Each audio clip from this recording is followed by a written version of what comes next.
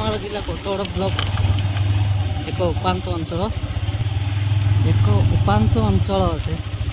ଆଉ ଉପାନ୍ତ ଅଞ୍ଚଳ ବ୍ଲକଟି କିନ୍ତୁ ବ୍ଲକ ପରିସରରେ ବ୍ଲକରୁ ଅଳ୍ପ କିଛି ଦୂରରେ ଏଭଳି ରାସ୍ତା ଆମେ ଆପଣଙ୍କୁ ଦେଖାଉଛୁ। ଦେଖିପାରୁଥିବେ ଆପଣ ରାସ୍ତାର ଦୃଶ୍ୟ କେଉଁଭଳି ଭାବରେ। ଯଦି ଭାବନ୍ତୁ ଏହି ସିଜନରେ ଯଦି ଏଭଳିଆ ରାସ୍ତା ଦେଖାଯାଏ ତାହେଲେ ବର୍ଷା ସିଜନରେ କେଉଁଭଳି ରାସ୍ତା ହେଇନଥିବ। ତ ଆପଣଙ୍କୁ ଆମେ ଦେଖାଉଛୁ ରାସ୍ତାର ଦୃଶ୍ୟ। ଦେଖନ୍ତୁ ରାସ୍ତାର ଅବସ୍ଥା କେଉଁଭଳି ଭାବରେ ଅଛି। ବ୍ଲକ ପଛଆଡ଼େ କହିଲେ ନ ସରେ।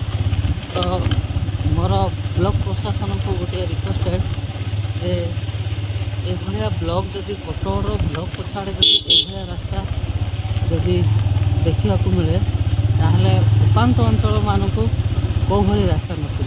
କୋଟଗଡ଼ ବ୍ଲକର 15ଗୋଟି ପଞ୍ଚାୟତ, 15ଗୋଟି ପଞ୍ଚାୟତରେ ଅନେକ ଗୁଡ଼ିଏ ଗ୍ରାମ ଅଛି। ତ ଭାବନ୍ତୁ ଆଜି ପର୍ଯ୍ୟନ୍ତ 1947 ଅଗଷ୍ଟ 15ରେ ଭାରତ ଯେତେବେଳେ ସ୍ୱାଧୀନ ହେଇକି ଆଜି ପର୍ଯ୍ୟନ୍ତ 79ତମ ବର୍ଷ ହେଲାଣି ଯେଉଁଭଳି ଲୋକମାନେ ଯାତାୟାତ କରୁଛନ୍ତି ବ୍ଲକ ପଛଆଡ଼େ ଆଜି ମଧ୍ୟ ସେଇଭଳିଆ ରାସ୍ତାରେ ଲୋକ ଯାତାୟାତ କରୁଛନ୍ତି ବ୍ଲକରୁ ମାତ୍ର ଅଳ୍ପ ଦୂରରେ। ତ ଆପଣମାନେ ଦେଖିପାରୁଥିବେ, ଦେଖନ୍ତୁ କେଉଁଭଳି ରାସ୍ତା। ତ ମୁଁ ଆପଣଙ୍କୁ ଦେଖାଉଛି ରାସ୍ତାର ଦୃଶ୍ୟ କେଉଁଭଳିଆ ଅବସ୍ଥା ହେଇଛି ଦେଖିପାରୁଥିବେ। ଦେଖନ୍ତୁ ରାସ୍ତା ତ ବର୍ଷା ସମୟରେ ଲୋକ କେଉଁଭଳି ଭାବରେ ଯାତାୟାତ କରୁଥିବେ ଆପଣମାନେ ଜାଣିପାରୁଥିବେ।